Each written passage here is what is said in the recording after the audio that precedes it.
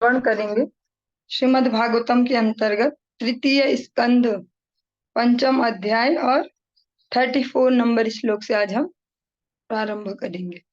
ओम नमो भगवते वासुदेवाय। ओम नमो भगवते वासुदेवाय। ओम नमो भगवते वासुदेवाय। जो प्रसंग हम श्रवण कर रहे हैं इसमें उद्धव जी से विदुर जी कुछ प्रश्न करते हैं सृष्टि की रचना संबंधी और भगवान के विभिन्न अवतारों संबंधी। तो उद्धव जी उन्हें कहते हैं कि ये मैत्रेय मुनि आपको अच्छे से बता पाएंगे, क्योंकि मैत्रेय मुनि भी वहीं पर ही थे जब भगवान ने मुझे उपदेश किया। उद्धव जी फिर बद्रिकाश्रम की ओर चले जाते हैं और मैत्रेय मुनि से विदुर जी का संवाद चल रहा है। विदुर जी उनसे प्रश्न कर रहे हैं।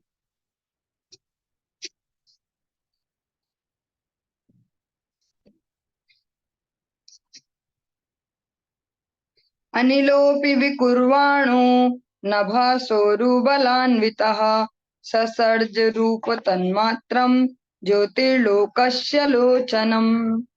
तत्पश्चात अतीव शक्तिशाली वायु ने आकाश से अंतः क्रिया करके इंद्रियानुभूति, जिसको तन मात्रा कहते हैं, का रूप उत्पन्न किया और रूप की अनुभूति बिजली में रूपांतरित हो गई, जो संसार को देखने हेतु एक प्रकाश है। अनिलेनान्वितं ज्योतिर्विकुर्वत् परवीक्षितम् आधत्ताम्भोरश्मयम् कालमायांश योगतः। जब वायु में बिजली की क्रिया हुई और उस पर श्री भगवान ने दृष्टिपात किया, उस समय सनातन काल तथा बहिरंगी शक्ति के मिश्रण से जल तथा स्वाद की उत्पत्ति हुई। जो हम श्रवण कर रहे हैं ये टॉपिक क्रमशः जो हमारी जो कह सकते हैं पंच तत्वों की उत्पत्ति और जो उनसे रिलेटेड जिसको उन जो उनका विस्तार है, मीन्स जैसे आकाश का विस्तार हो गया, शब्द रूप रस गंध, इस प्रकार से जो उनके विस्तार हैं उसको हम श्रवण कर रहे हैं। ज्योतिषाम्भो अनुसंसृष्टं विकुर्वद् ब्रह्म वीक्षितं महिम गंध गुणामाधात काल मायांश योगतः। तत्पश्चात बिजली से उत्पन्न हुए जल पर पूर्ण पुरुषोत्तम भगवान ने दृष्टिपात किया और फिर उसमें सनातन काल तथा बहिरंगी शक्ति का मिश्रण हुआ। इस तरह वह पृथ्वी में रूपांतरित हुआ, जो मुख्यतः गंध के गुण से युक्त है। जो भी हम अपनी इंद्रियों से अनुभव करते हैं वो रूप रस गंध स्पर्श, शब्द रूप रस गंध स्पर्श, इसके अतिरिक्त अन्य कुछ भी नहीं है। सारा जो कुछ भी हम इंद्रियों से अपना अनुभव करते हैं वो इसके अंतर्गत आ जाता है। तो इनके ही उत्पत्ति का विषय हम श्रवण कर रहे हैं। भूतानां नभा आदीनां यद्यद् भव्यावरावरं तेषां परानुसंसर्गाद्य अथा संख्यम गुणान विदुः। हे भद्र पुरुष, आकाश से लेकर पृथ्वी तक ये सारे भौतिक तत्वों में जितने सारे निम्न तथा श्रेष्ठ गुण पाए जाते हैं वे श्री भगवान के दृष्टिपात के अंतिम स्पर्श के कारण होते हैं। जो भी हम एक्सपीरियंस ले पा रहे हैं शब्द रूप रस गंध का, वो भगवान की कृपा से ले पा रहे हैं। और जो इन सब पदार्थों में जो भी हमें सुख की अनुभूति भी हो रही है या इनसे कुछ भी अनुभव कर पा रहे हैं, वो भगवान जब उस फाइनल टच देते हैं उसको, तब जाके उनमें वो गुण आते हैं। जैसे एक घर को बनाया जाए ईंट पत्थरों से और सब चीजों से, लेकिन जब तक उसमें सब मनुष्य रहने न लगे आपस में मिलजुल कर, तब तक वो घर नहीं वो मकान रहता है, भवन रहता है, वो घर नहीं होता। ऐसे ये सारे जो भी तत्व हैं और इनके जो गुण हैं, जब भगवान फाइनली दृष्टिपात करते हैं इनकी ओर, तब वे एक्टिव हो पाते हैं। एते देवा कला विष्णोः काल मायांशलिंगिनः नानात्वा स्वक्रिया निशा प्रोचुः प्रांजलयो विभुम। युक्त जो अभी हमने श्रवण किए, ये सभी भौतिक तत्वों के नियंत्रक देव भगवान विष्णु के शक्त्याविष्ट अंश हैं। वही बहिरंगी शक्ति के अंतर्गत सनातन काल द्वारा देह धारण करते हैं। वे श्री भगवान के अंश हैं। चूंकि उन्हें ब्रह्मांडीय दायित्वों के विभिन्न कार्य सौंपे गए थे और चूंकि वे उन्हें संपन्न करने में असमर्थ थे, अतएव उन्होंने भगवान की मनोहारी स्तुतियां निम्नलिखित प्रकार से की। जो भी हमने अभी व्यवस्थाएं सुनी, ये मन, इंद्रियां, तन मात्रा, ये सब कुछ, और जो भी इनके अनुभव हैं, शब्द, रूप, रस, गंध, स्पर्श, इनके नियंत्रक देव भी हैं। और वो भी भगवान की कृपा से ही देह धारण करते हैं। लेकिन स्पष्ट कहा जा रहा है, जब वे इस सबको कंट्रोल करने में या इस सबको संचालित करने में असमर्थ थे, तो फिर उन्होंने भगवान की स्तुति की।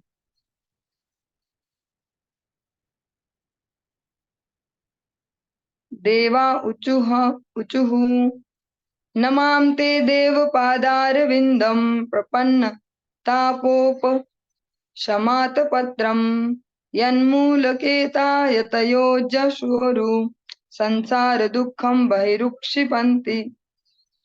देवताओं ने कहा, हे प्रभु, आपके चरण कमल शरणागतों के लिए छत्र के समान है।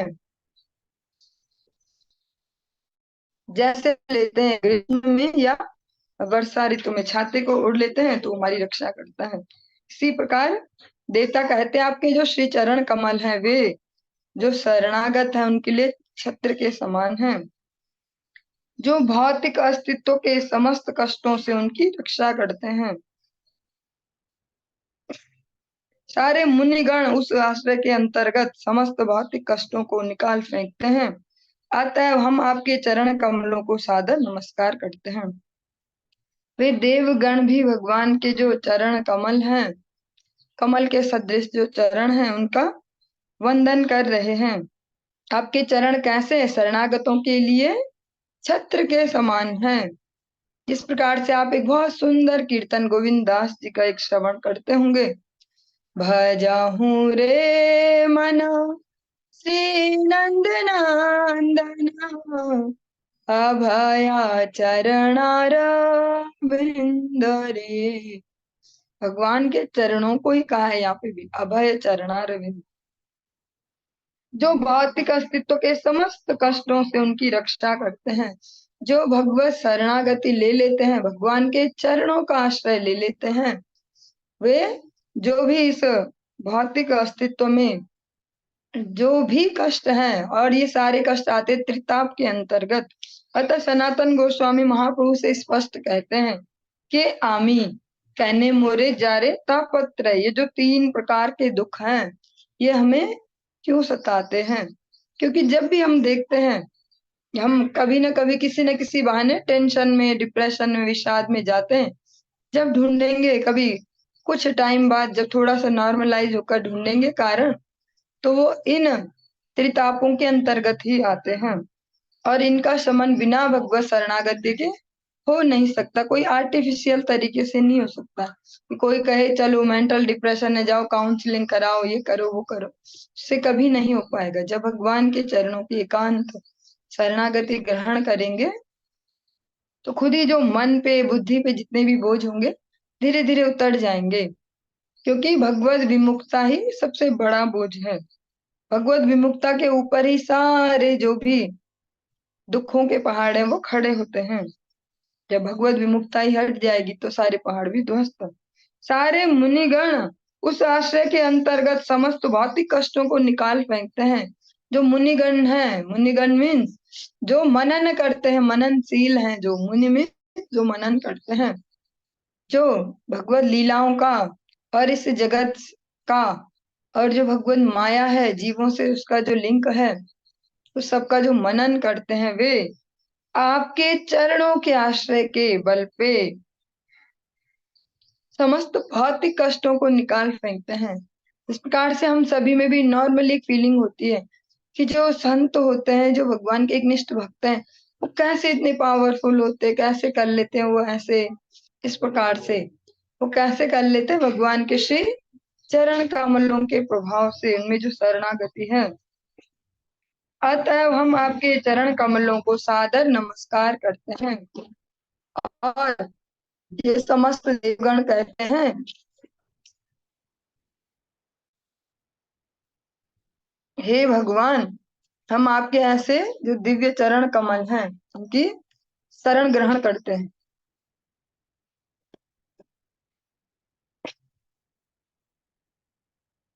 धातर्यदस्मिन् भव ईशा जीवास्ताप त्रयेणाभितहता न शर्म आत्मन् लभन्ते भगवस्त वांगिच्छायां सविद्यामत आश्रयेम।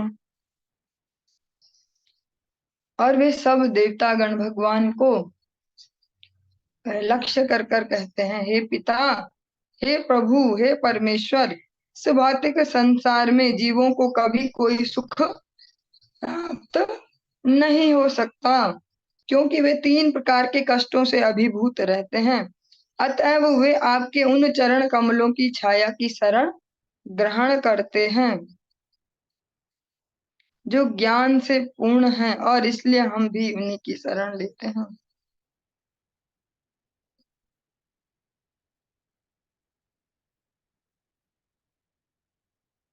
वे देवगण पुनः भगवान से कहते हैं, संबोधित करते हैं पिता के रूप में, प्रभु और परमेश्वर, समस्त जो भी हमारे संबंध है वो आपसे ही है, जो नित्य संबंध है वो आपसे है। त्वमेव माता च पिता त्वमेव, त्वमेव बंधुश्च सखा च सखा त्वमेव, त्वमेव विद्या द्रविणम त्वमेव, त्वमेव सर्वम मम देव देवा। हर प्रकार की जो भी उपमाएं हैं, जो भी हमारे लिए इम्पोर्टेंट है इस जगत में, वो सब आप ही हैं। इस भौतिक संसार में जीवों को कभी कोई सुख प्राप्त नहीं हो सकता। सुनने में थोड़ी अजीब सी लाइन है और हम सबको बहुत अजीब भी लगने वाला है, लेकिन ये वो देवगण कह रहे हैं जो समस्त इंद्रियों को संचालन कर रहे हैं। वे भगवान को कहते हैं, जो भौतिक जगत है, भौतिक सृष्टि है, यहाँ कभी किसी को कोई सुख प्राप्त नहीं हो सकता, क्योंकि यहाँ हमेशा जो तीन प्रकार के कष्ट हैं वही हमेशा विद्यमान रहते हैं। इसलिए जो ज्ञान युक्त है, कह सकते हैं जो थोड़ा सा भी सिंसियर सोल है, या जिन पर कृपा हो गई है भगवत भक्तों की, वे आपके चरण कमलों की छाया में सुरक्षित महसूस करते हैं, क्योंकि उन्हें पता है एकमात्र आपके चरणों में ही शीतलता है। इसलिए हम भी उन्हीं की शरण ग्रहण करते हैं। आप एक बहुत सुंदर सा कीर्तन श्री वासुदेव घोष जी का श्रवण करते होंगे। गौरांगो तुमी मोरे दयाना छड़ी, हाँ में आप श्रवण करते हैं, शीतल चरण पाया शरण लैनु। आपके चरणों में ही परम शीतलता, इस जगत में तो क्या है, ताप ही ताप है।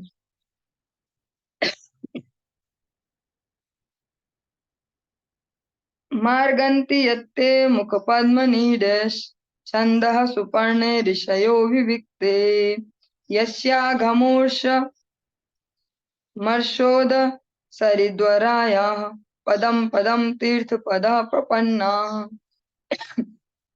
श्री भगवान के चरण कमल स्वयं ही समस्त तीर्थ स्थलों के आश्रय हैं। निर्मल मन वाले महर्षि गण वेद रूपी पंखों के सहारे उड़कर सदैव आपके कमल सदृश मुख रूपी घोंसले की खोज करते हैं। उनमें से कुछ सर्वश्रेष्ठ नदी जैसे कि गंगा जी में शरण लेकर पग पग पर आपके चरण कमलों की शरण ग्रहण करते हैं, जो सारे पाप फलों से मनुष्य का उद्धार कर सकते हैं।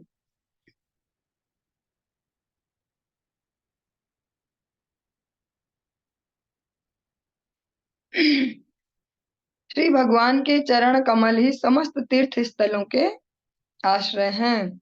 जो भी समस्त तीर्थ विद्यमान है इस धराधाम पर, उन सब का जो एक ही लक्ष्य है, क्या है? भगवान के चरण कमलों में हमारी रति उत्पन्न करवाना। और समस्त तीर्थों के आश्रय हैं।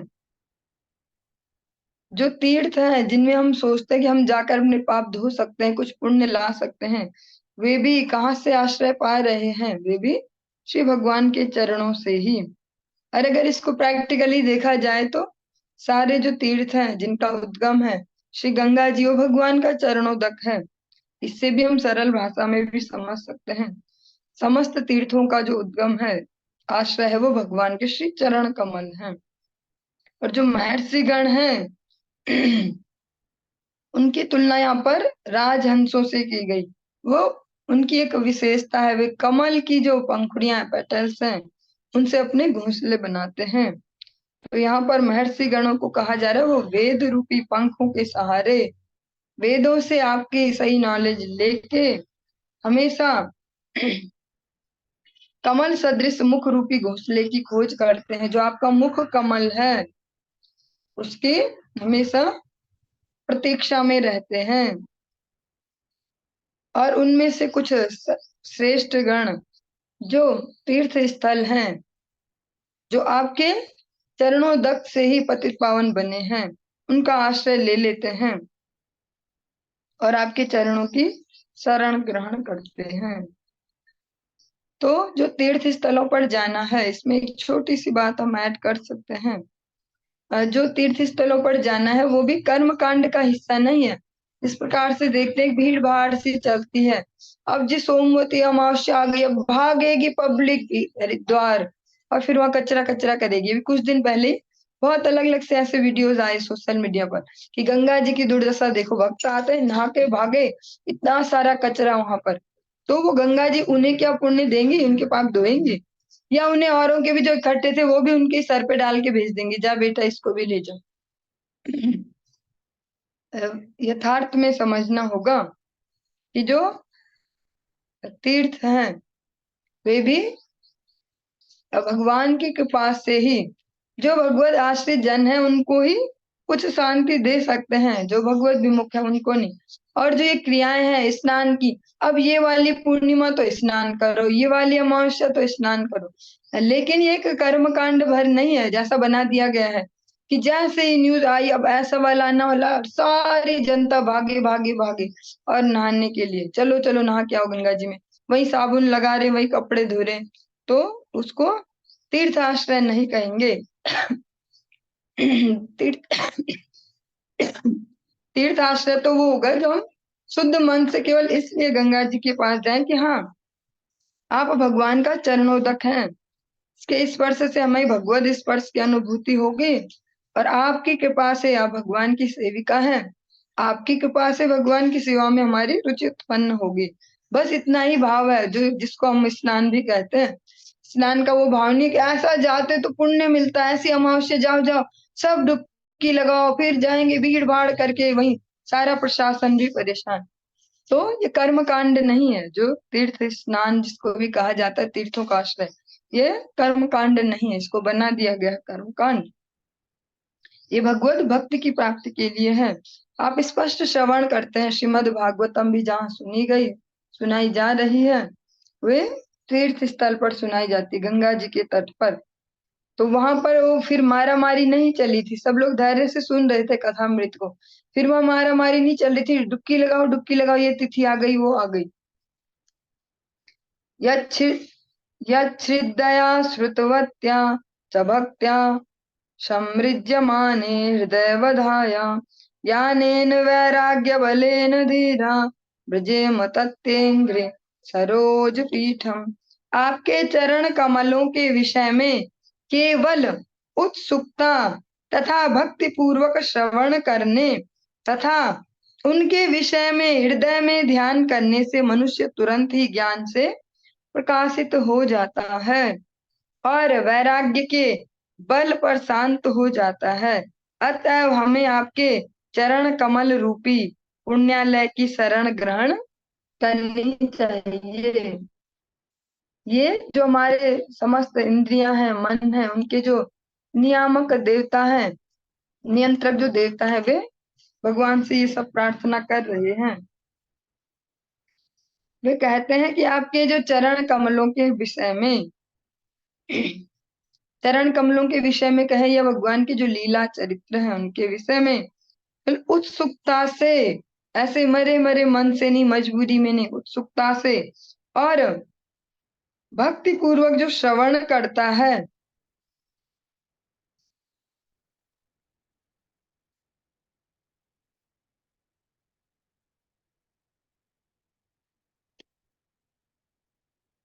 और अपने हृदय में उनके विषय में मनन करता है, वह आपके ज्ञान से प्रकाशित हो जाता है।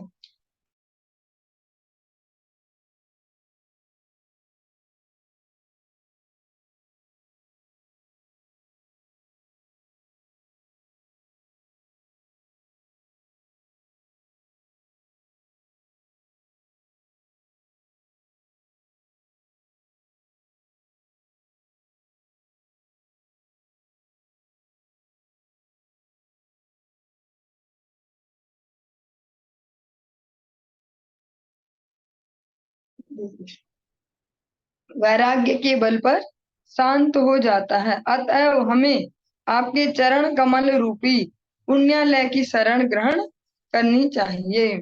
अतः वे समस्त देवगण कहते हैं कि हे प्रभु, हमारा मंगल इसी में है एकमात्र कि हम आपके जो चरण कमल हैं, पुण्यालय मीन्स पुण्यों का घर, उनकी हमें शरण ग्रहण करनी चाहिए। विश्वस्य जन्म स्थिति संयमार्थे कृतावतारस्य पदाम्बुजं ते व्रजेम सर्वे शरणं यदीशा स्मृतं प्रयच्छत्य भयं स्वपुंसाम्। हे प्रभु, आपके दृश्य जगत के सृजन,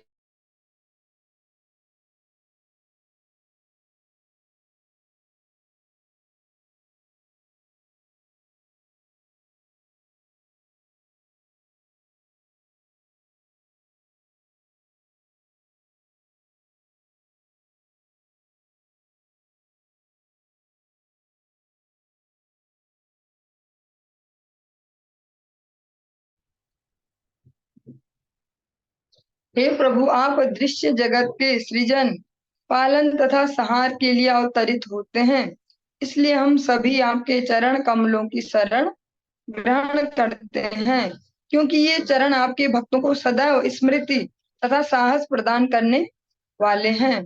बहुत ही प्रैक्टिकल सी नॉलेज हम सभी के लिए है। भगवान के चरणों को स्मरण करने से क्या होता है? सदैव स्मृति बनी रहती है, याददाश्त बनी रहती। कौन सी याददाश्त? भगवान से अपने नित्य संबंध की। और साहस प्रदान करने वाले हैं। इस जगत में जहाँ हर सेकंड उत्साह क्षीण होते जाता है, ऐसे समय में भी भगवान के चरणों में मन लगाने का ये साहस प्रदान करते हैं।